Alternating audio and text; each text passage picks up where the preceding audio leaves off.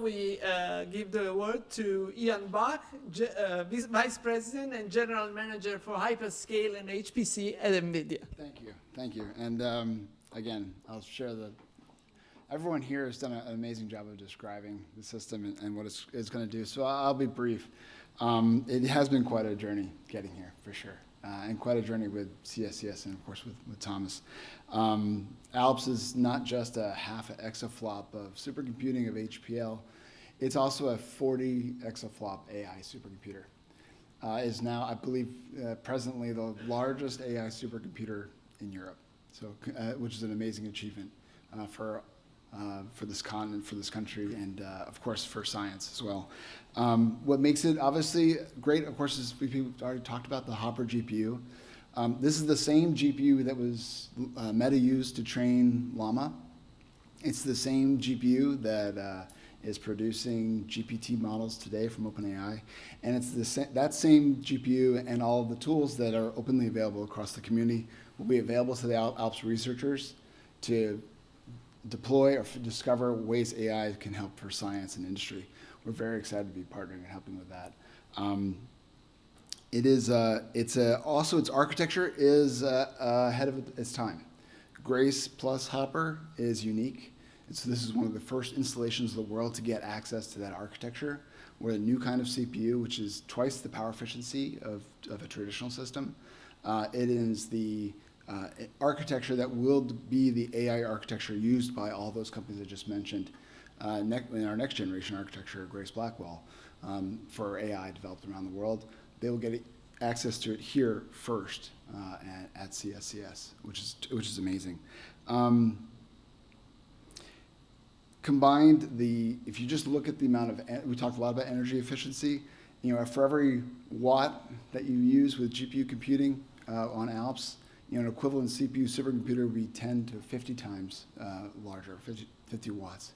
The energy efficiency that we're doing here in accelerated computing makes this kind of research possible and continues to deliver amazing supercomputers in just 10 megawatts. We should note that I want to take a moment and thank Pease Daint. This is a system that was built in 2013, a 20 petaflop supercomputer. Not many supercomputers built in 2013 are still delivering science, the productivity and usefulness even today. And it's been an amazing journey to keep that system operational, going, and being a tool for the entire community. It has trained thousands of scientists of what they could do with GPUs, what they could do with science even today. And it's just from the weather research, from material science, molecular dynamics, astrophysics, and just the sheer number of hackathons we've had on the system have influenced so many researchers around the world. Supercomputers are kind of like time machines. By ganging a bunch of machines together, making them work as one, we can build computers of the future now. And that's true with Pease Daint to Alps.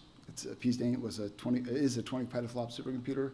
One node of Alps delivers 40 petaflops of computing, if you consider AI. So we've basically taken a supercomputer into a tray in 10 years. I cannot imagine what a 40 exaflop tray looks like in 10 years from now, but we can only imagine that one of the possibilities, but history would pose that that's going to be possible. Supercomputers are also time machines for research to industry. The research done in weather, and we've had so many conversations dating all the way back to Cosmo, the research done in molecular dynamics, and I saw Eric earlier today, the research done in material science, in biology, start in supercomputing, but have impacts in industry. Now we're seeing weather adopting GPU computing, AI. We're seeing every biology or pharma company is now applying computational genomics, applying AI, where 10 years ago it was still a research topic and you'd never get anywhere with GPUs inside of a pharma company. Today they're hiring from from every industry and building up new AI research and capabilities. That's because that's what supercomputing is. It's a time machine to take research to industry. It's the reason why NVIDIA is investing so much in supercomputing and will continue to invest in supercomputing. They get discovered here and they create new industries, new opportunities, holistically. That's true for AI. I'm humbled and thank you for all the great comments about our success. But really AI, we didn't invent AI, AI found us. It was only because we worked with professors up in Canada, a professor at Stanford and a professor at NYU that we're already engaged with when they discovered that this thing called a GPU could be good for AI. Because we were there and engaging with the community, we could activate it, help them be successful, and of course get to something that has paid off. But people don't realize that was in 2013. So it's through 10 years of work we've been able to achieve and get to where we are today. It's because we work with the community, the research community, that makes computing successful, and that's why supercomputing is extremely strategic to NVIDIA, and will continue to be so. Why we're investing in building supercomputers like Alps, and investing not just in the computing, but also the people that make it possible.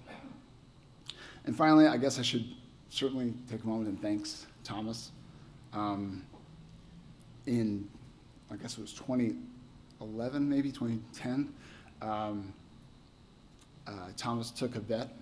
You know, you're seeing the end of Moore's Law, the challenges with computing and energy and the opportunity of science. There are not many people in the world back then who placed that kind of bet on a graphics company, on a much younger computer scientist, to build a supercomputer like P-Saint to get us to where we are today. There's probably only 3 people that I can think of back then. Certainly Satoshi in Japan, Jeff in the US, but it was always Thomas here in Europe that made it possible. So I just want to thank you, and I look forward to continuing to work together.